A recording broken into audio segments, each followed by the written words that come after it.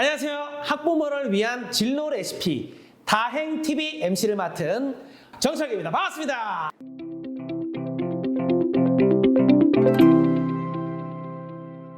네, 안녕하세요. 대전시 외국인 주민 통합지원센터 센터장 김윤희입니다. 반갑습니다.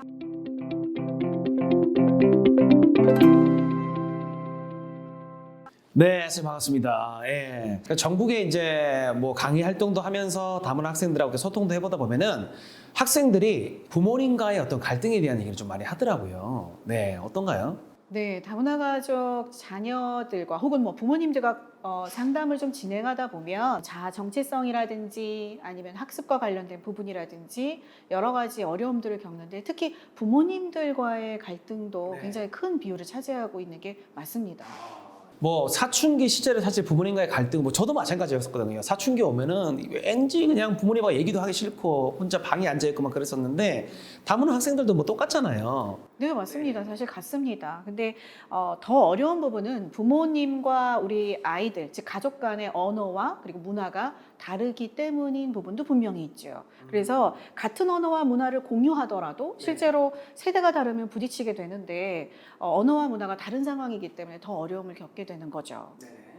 네, 김윤희 센터장님께서 말씀하셨다시피 부모와 자녀 사이에서도 문화와 언어가 다르면은 갈등을 겪게 되는 게 어쩌면 당연한 이야기라고 합니다. 오늘 우리 다문화 가정의 학부모님들이 자녀와 겪게 되는 그런 여러 가지 뭐 갈등, 답답함을 우리 전문가이신 김윤희 센터장님과 같이 한번 풀어가보고 이야기해보는 그런 시간을 가져보도록 하겠습니다. 네, 센터장님, 지금까지 뭐 많은 다문화 가족분들이나 뭐 학생들을 만나봤을 거잖아요. 근데 뭐 특별히 기억에 남는 어떤 이야기들이 있을까요, 혹시? 네, 사실 지금 몇몇 떠오르는 사례들이 좀 있는데 그 중에 공통적으로 좀 나타나는 부분들이 우리 부모님들이 가지고 계신 불안이라고 하는 문제입니다. 불안. 네네. 네네네. 다문화 가정의 부모님들은 아이가 어떤 문제를 겪고 있는지 정확하게 모르고 계시는 경우들이 생각보다 계시고요. 그리고 자녀들이 갖고 있는 이런 문제를 정확하게 파악하지 못하기 때문에 학교에도 이걸 어떻게 호소를 해야 될지를 잘 어려워하시는 경우들이 많습니다.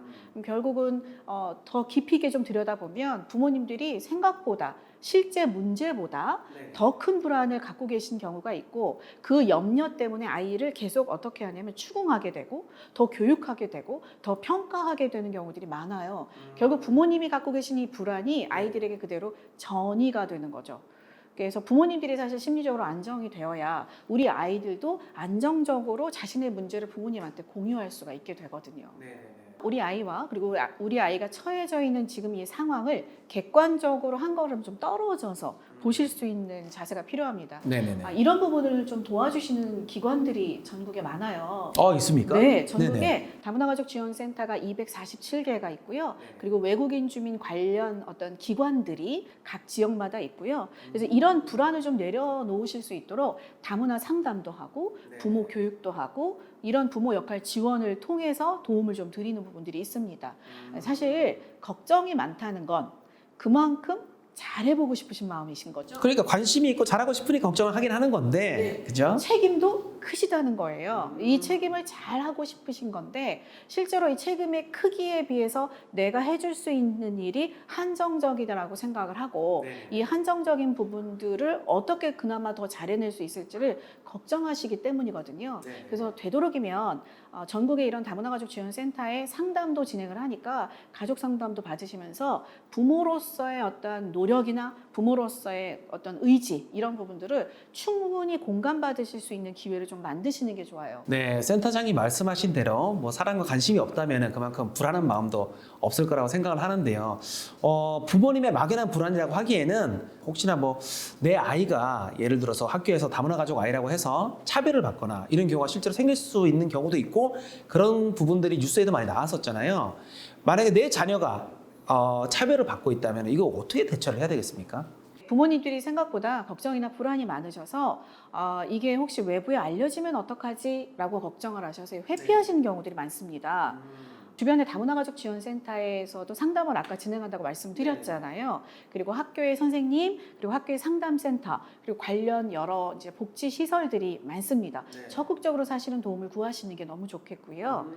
왜냐하면 차별의 시선을 차이로 보고 방어하고 무시하는 마음으로부터 생겨나기 때문에 다름을 그냥 있는 그대로 수용하는 방법은 실제로 접촉 빈도, 실제로 얼마만큼 접촉을 많이 했는지가 굉장히 중요하고 이것이 다문화 수용성을 높이는 가장 좋은 방법이거든요. 네네네. 그래서 아이들이 오히려 다양한 이러한 문화를 경험할 수 있는 기회를 자연스럽게 개방하는 게 필요합니다. 오히려 아이들을 초대하는 거죠. 그리고 결혼 이민자와 다문화 가족이 글로벌한 문화 환경이란 말이죠. 이런 글로벌한 문화 환경을 가정 내에서 자연스럽게 만들어낼 수 있는 것이 오히려 아이들에게 있어서는 굉장히 좋은 부모님이 인적 자원이 되는 부분이거든요. 학부모님 스스로도 잘하고 있다고 서로 응원하면서 자녀들에게도 가벼운 마음으로 일상을 공유하고 혹시 또 어떤 문제가 있으면은 말씀하신 대로 뭐 각 기관들이 참 잘 돼 있잖아요. 거기에 도움을 요청하는 것도 참 좋은 것 같습니다. 제가 어떤 통계를 보니까 뭐 다문화 가족분들이 한국 생활을 하면서 여러 가지 어려움 중에서 가장 큰 부분이 언어적인 부분이더라고요. 바깥에서뿐만 아니라 가정 내에서도 사실 언어적인 부분에 많이 부딪히거든요. 대부분의 결혼 이민자 분들이 사실 한국어를 깊이 있는 대화가 안 되고 일상의 대화에서 소통의 부재가 생길 수밖에 없기 때문에 이 거기에서 오는 갈등이 계속 쌓이는 악순환이 계속 반복이 되거든요. 갈등이 생기는 시점을 한번 이렇게 자세히 좀 들여다보면 너무나도 작은 문제로부터 시작이 됩니다. 즉 소통의 부재에 있어서 생기는 가장 중요한 부분은 다문화 가족은 아주 사소한 문제입니다. 즉각적으로 사실 문제를 해결하고자 하는 노력이 굉장히 중요합니다. 우리 학생들도 다문화 학생도 마찬가지로 사실 어떻게 보면 부모님하고 소통을 하고 고민을 좀 얘기를 해야 되는데 언어적인 문제 때문에 소통이 안 되다 보니까 오히려 부모님과의 대화를 회피하고 이런 경우가 많아가지고 문제들이 생기는 경우가 좀 있다고 들었어요. 네. 이런 경우는 아이의 입장에서 한 번쯤 좀 생각을 해보시도록 노력하는 게 너무 중요한데요. 아이가 갖고 있는 성품이나 아이의 행동 문제도 있겠지만 그 부분이라기보다는 주변의 환경이 현재의 문제에 미치는 영향이 분명히 크거든요. 예를 들어서 한국인 가족 내에서 결혼 이민자인 부모인 엄마가 소외를 받는 상황이 자꾸 반복이 된다면 이거는 아이의 성장 과정 속에서 우리 엄마를 굉장히 작은 존재로 여길 수밖에 없겠죠. 그렇죠. 반대로 또 아이 입장에서는 엄마가 나의 마음 그리고 나의 생각을 잘 읽어주지 못하고 이해해주지 못하기 때문에 그런 상황이 반복되는 데 대한 어떤 문제를 계속 본인은 호소하고 싶지만 마땅히 그걸 받아줄 수 있는 대상이 그러니까 그런 부분들이 부모로서 충분히 이해하고자 하는 노력들을 전반적인 환경 내에서 이게 조성이 돼야 되는 부분들이 크죠. 네, 다문화 가정 자녀들이 두드러지는 특징 중에 하나가 이제 이중 언어 얘기들이 많이 나오거든요. 저는 이거를 무조건 장점이라고는 사실 봤었거든요. 근데 때로는 이게 혼돈으로 오는 경우가 있다라고 하던데 어떤 문제들이 있을까요? 예, 이중 언어는 다문화 가정에서 뭐 아니면 외국인 주민 가정에서 가질 수 있는 글로벌한 언어 그리고 문화 환경이고요. 이거를 일상에서 이렇게 누릴 수 있다는 거는 굉장히 큰 혜택이고 강점이거든요. 그렇죠. 예. 네. 근데 때로는 이 부분 때문에 불안을 느끼시는 경우들도 있습니다. 예를 들어서 가정에서 이제 부모의 언어를 먼저 배워 익숙해진 상태라면 또래 아이들과 한국어로 대화할 때 머뭇거리거나 덜 유창해 보일 수 있을 거예요. 근데 이런 어떤 언어를 사용하는 부분들에 있어서 우리 아이가 조금 더 언어 정보가 풍성했으면 그리고 우리 아이가 같은 말을 하더라도 단어나 또 이제 표현의 선택이 조금 더 컸으면 근데 이게 점점 느려지는 건 아닐까? 이중 언어를 사용하는 과정들 속에서 언어 발달 자체에 문제가 생기는 건 아닐까라고 하는 염려들을 하셔서 이게 불안으로 연결될 수 있거든요. 네, 어떻게 보면 부모님 입장도 전 충분히 이해가 가는 게 본인도 어떻게 보면은 이제 결혼하면서 한국으로 왔을 때 언어적인 문제로 약간 상처를 받은 부분들이 있을 거잖아요. 그런데 그런 어려운 부분들이 자기가 마음이 상처가 있었던 부분들이 내 아이들이 겪지는 않을까라는 거에 대해서 좀 걱정을 하는 것 같아요. 네, 맞습니다. 부모님들께서 꼭 기억하셔야 될 것이 있어요. 발달은 누구나 똑같은 과정을 겪습니다. 속도 차이만 있을 뿐이지 발달을 안 하는 경우는 없습니다. 네, 언어 습득 과정 속에서 늦고 빠르고의 차이만 있다는 뜻이에요. 그래서 아이들의 언어의 습득의 과정을 부모님들이 한번 바라봐 주실 때는 기다려 주시고 지지해 주시고 그리고 아이의 능력을 믿어 주시는 그 부분이 정말 중요합니다. 그런데 혹시 어떻게 보면은 이게 언어가 계속 좀 많이 느려진다면 이게 느리다 보니까 학업에도 영향을 미치고 학업에 영향을 미치다 보면 또 다른 부분이 문제가 생길 거고 이렇게 자꾸 이렇게 계속 문제가 생길까 봐 좀 걱정을 하는 부분들도 많이 있는 것 같은데 어떤가요? 네. 아동의 언어 발달을 위해서는 적절한 언어적 자극이 굉장히 중요한데요. 주 양육자가 우리 어머님이 외국인이고 결혼 이민자이시라면 한국어 이해와 표현에 어려움이 있기 때문에 충분한 자극을 주시기가 어려울 거예요. 네네네. 그리고 아버님은 또 생업에 종사하시더라고 아이들과의 어떤 관계나 시간이 부족한 경우들이 소통이 좀 부족하죠. 네, 있을 거고요. 그래서 블랑가 씨 말씀대로 언어 문제가 학년기 학습 부진으로 이어지지 않도록 하기 위해서는 주변에 지원되는 여러 도움들을 좀 찾아보시는 게 좋습니다.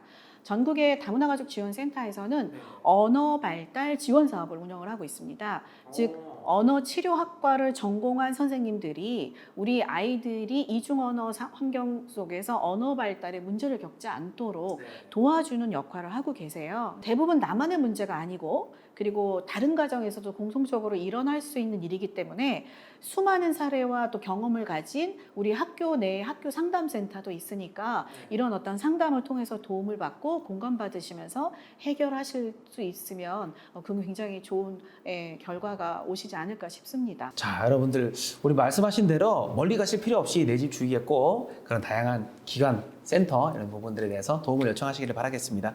네, 지금까지 여러 사례들을 통해서 다문화 가족 우리 부모님들의 여러 가지 어려움에 대해서 얘기를 해봤는데요. 자녀들과의 소통, 양육에서 혹시 꼭 기억해야 될 그런 부분들이 있을까요? 사실 부모와 자녀 관계에 대해서 가장 근본이 되는 부분은요, 바로 부모로서의 부부관계입니다. 아이들이 태어나서 경험하게 되는 첫 대인관계 모델이 결국 부모님이세요.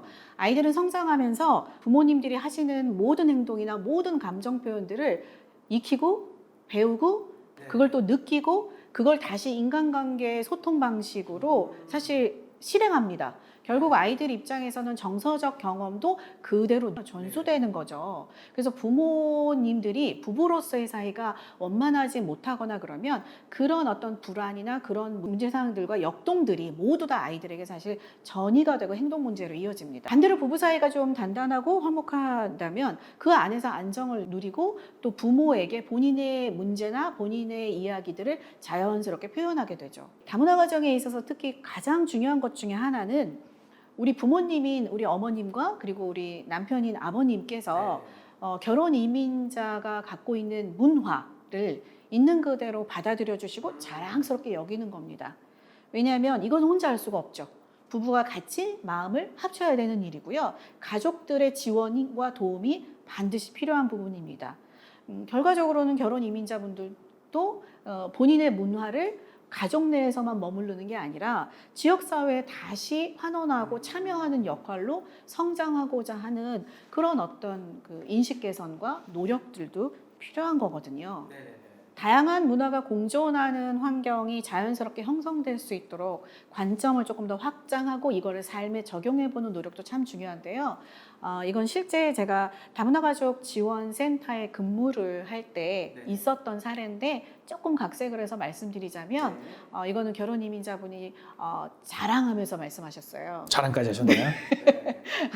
러시아 분이셨는데요. 러시아에서는 12월 31일이 되면 러시아 전통 의상을 입고 가정에서 러시아 음식을 먹고 춤추고 노래하면서 밤새 함께 한다고 합니다. 네. 근데 이거를 남편한테 제안한 거죠. 우리 아이들이 이 러시아 문화를 자연스럽게 이렇게 알아갔으면 좋겠다. 그래서 매년마다 12월 30일이 되면 그 가정에서 러시아 축제가 벌어지는 거죠. 문화가 공존하면서 통합되면서 실제로 아이들은 우리 어머니를 자랑스럽게 여길 수 있겠죠. 그렇죠. 네. 서로가 더 이해하고 사랑할 수 있는 그런 환경을 다양한 문화 속에서 이렇게 만들어가면 좋을 것 같습니다. 네, 이번 시간에는 다문화 가정의 부모와 자녀와의 그 갈등 사례에 대한 이야기를 해봤고요. 지금까지 좋은 말씀 해주신 우리 김윤희 센터장님 감사합니다. 함께 해주셔서 감사합니다. 즐거웠습니다.